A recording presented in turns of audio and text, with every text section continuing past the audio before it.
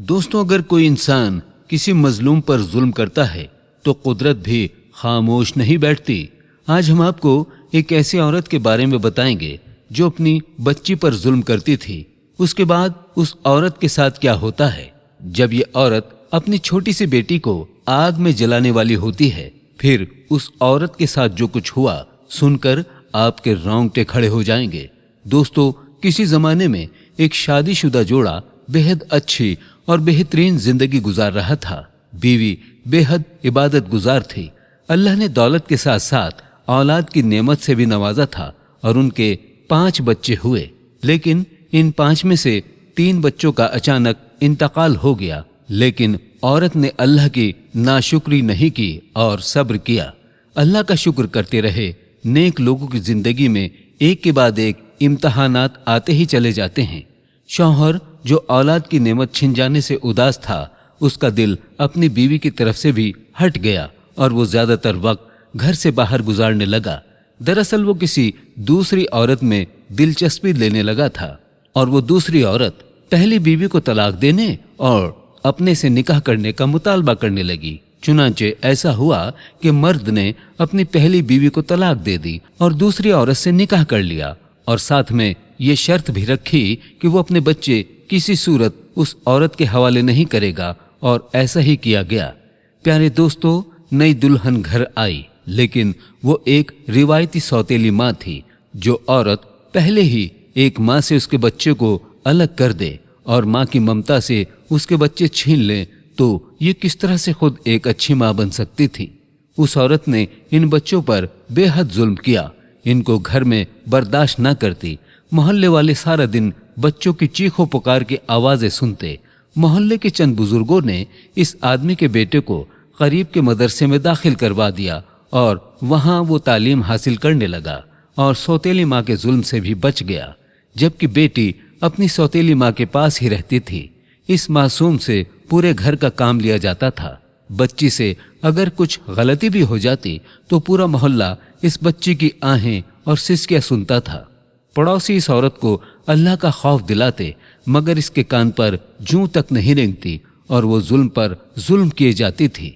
پیارے دوستو، ان بچوں کا والد سب کچھ دیکھ تو رہا تھا، مگر پھر بھی انجان بنا بیٹھا تھا۔ اور یہ ظاہر سی بات ہے، جو اپنی پہلی بیوی سے بے حد محبت کرتا تھا اور اپنے بچوں پر جان نچھاور کرتا تھا، لیکن اب اس کی آنکھوں کے سامنے اس کی بیٹی سسک رہی ہوتی تھی، درد سے بلبلا رہی ہوتی تھی، مگر وہ خاموش تماش بین بنا رہتا تھا۔ پیارے دوستو، بچوں کی حالت یہ تھی، کوئی دیکھتا تو یہ کہتا شاید ہی کوئی اپنے جانور کے ساتھ بھی ایسا ظلم نہ کرتا ہوگا جس طرح سے یہ سوتیلی ماں ان بچوں کو اپنے گھر پر رکھتی ہے۔ وہ بچے کتنا کچھ برداشت کرتے۔ آخر ایک رات اس بچی کے دل سے آہ نکلی۔ اس نے کہا، اللہ، میں کسی کو بد دعا نہیں دیتی، کیونکہ میری ماں نے مجھے یہ نہیں سکھایا۔ میرے اوپر ہونے والے ظلم کو تو ختم کر دے اور مجھے ان ظالموں سے نجات دلا دے۔ اے مالک، مجھ پر رحم فرما۔ نہ جانے میری ماں کہاں ہے اور کس حالت میں ہے۔ یہ کہتے ہوئے وہ بچی سو گئی۔ اسی رات ان کے گھر کے اندر ایک بڑا سانپ داخل ہوا۔ وہ سانپ قریب کے قبرستان سے نکل کر اس گھر میں داخل ہوا تھا اور رینگتا ہوا اس ظالم عورت کے بیٹے کے پاس آیا اور اس کو ڈس لیا۔ وہ چیخ بھی نہ سکا، اس کو مہلت تک نہ ملی اور موقع پر ہی اس کی موت ہو گئی۔ صبح جب اس عورت کو پتہ چلا تو اس کے اپنے بیٹے کے منہ سے جھاگ نکل رہے تھے۔ وہ چیخنے چلانے لگی۔ اولاد کی نعمت اس سے چھین لی گئی تھی اور اس کا اپنا بیٹا مر چکا تھا۔ بیٹے کی اچانک موت کا صدمہ وہ عورت برداشت نہ کر سکی اور وہ پاگل سی ہو گئی اور دوڑتی ہوئی اس بچی کے پاس آتی ہے جس پر وہ بے حد ظلم کیا کرتی تھی۔